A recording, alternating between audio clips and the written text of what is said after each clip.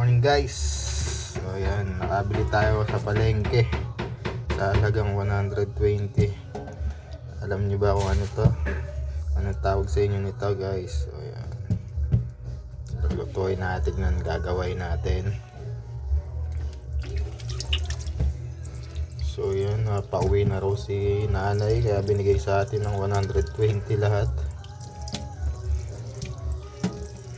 So ayan, kaya binili na rin natin guys para makauwi na rin si nanay na nagtitinda.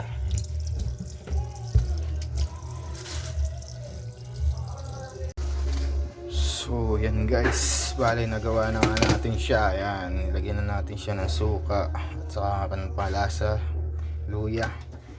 Papaksiw muna natin siya. Ayan guys.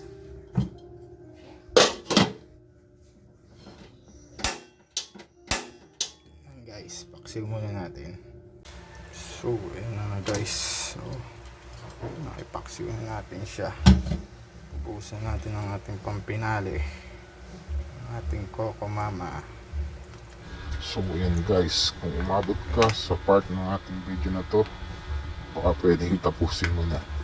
So i-like mo na rin at i-share para mapanood din ng iba. So yan, salamat guys.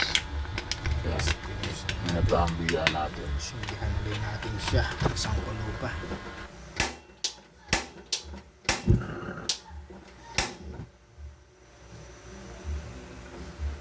Yan guys, isang kulo pa yan. Okay na yan guys. Yan, ito na ang ating ginataang biya. So yan guys, ginataang biya tayo guys for today. Yan.